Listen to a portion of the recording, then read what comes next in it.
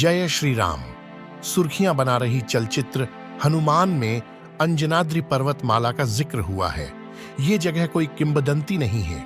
ऐतिहासिक महत्व होने के कारण इस स्थान पर स्थित मंदिरों को भविष्य में अयोध्या मंदिर की तरह और भव्य बनवाया जाएगा।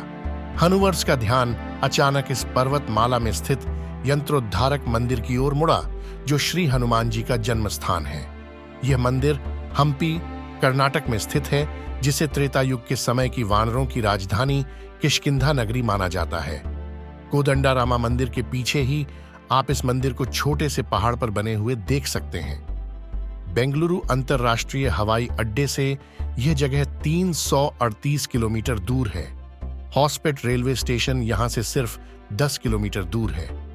बेंगलुरु से यंत्रोद्धारक मंदिर की दूरी 341 किलोमीटर है। यंत्रोद्धारक मंदिर, जिसे प्राणदेव मंदिर भी कहा जाता है, एक वास्तुशिल्प का चमत्कार है, जिसके निर्माण से पता चलता है कि एक आधुनिक सभ्यता यहां वास करती थी। षटकोण के बीच पद्मासन में बैठे हनुमान जी को जिस तरीके से एक पहाड़ी पत्थर पर उभारा गया है, उससे पता चलता है कि यहाँ एक आधुनिक उपकरण या किसी विशिष्ट शक्ति का प्रयोग किया गया था। मंदिर का निर्माण 500 वर्ष पहले द्वैत मठ के व्यासराज जी द्वारा किया गया था, जो विजयनगर साम्राज्य के राजगुरु थे। लेकिन इस मंदिर की दिव्यता के अलावा हनुमान जी के भक्त व्यासराज जी की भी महिमा उतनी ही महान है।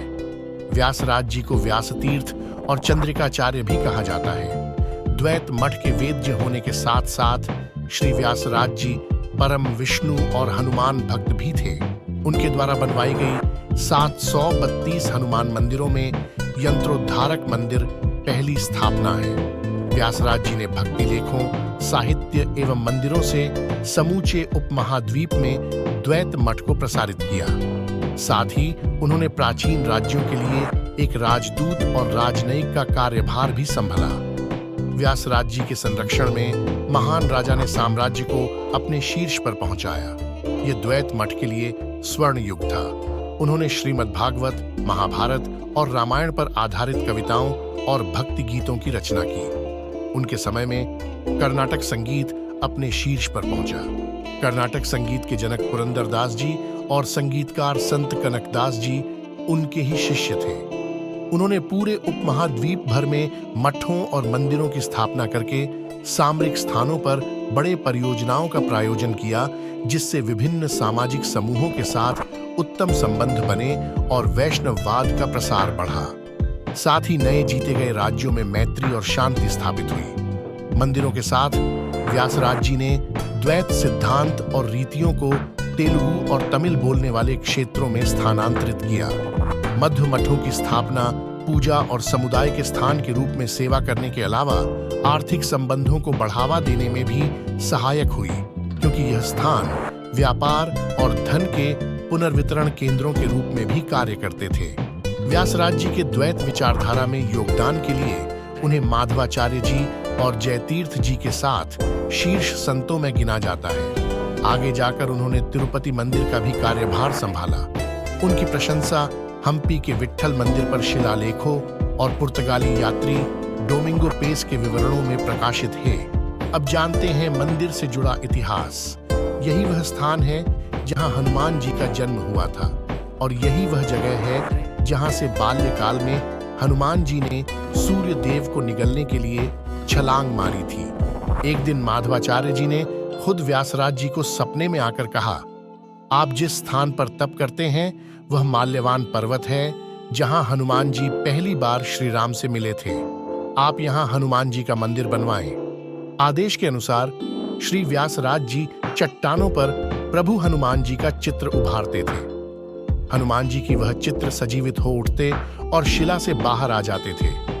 यह घटना 12 बार हुई। 12वें दिन व्यासराज जी ने भगवान से उनके सामने प्रकट होने की प्रार्थना की। इस प्रकार 12वें दिन भगवान हनुमान व्यासराज जी के सामने प्रकट हो गए और उन्होंने उन्हें आशीर्वाद दिया।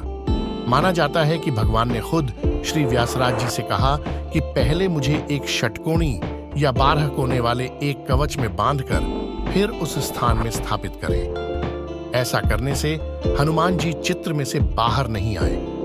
व्यासतीर्थ जी ने यंत्रोद्धारक हनुमान स्तोत्रम का भी आह्वान किया और मंदिर पर लिखवाया ताकि आने वाले काल के हनुमान भक्तों को उनके इष्ट तक पहुंचने का माध्यम मिलता रहे। चित्र से बाहर आए हनुमान जी आज भी मंदिर की रक्षा करते हैं। जब आप मूर्ति को ध्यान से देखेंगे तो 12 बंदरों की नकलें दिखाई देती हैं जो एक दूसरे की पूंछ पकड़े हुए पीछे की ओर देख रहे हैं। यह बंदर वास्तव में श्री व्यासराज जी 12 दिनों तक की पूजा का प्रतिष्ठान है। यहाँ भगवान हनुमान की मुकुट उनकी पूंछ है और मूर्ति के चारों ओर पूरे पत्थर पर बीज अक्षरों की नकलें हैं। पार्किंग स्थल से मंदिर तक पहुंचने के लिए 575 सीढ़ियां चढ़नी पड़ती हैं, जिसमें 30 मिनट लगते हैं। लेकिन पर्वतमाला के चारों ओर दृश्य इतना हनुमानमय है कि बल और बुद्धि के देवता आपको थकने नहीं देते। हर हनुमान मंदिर विशेष होता है, लेकिन यंत्रोद्धारक हनुमान मंदिर भक्तों के लिए एक अलग महत्व रखता है।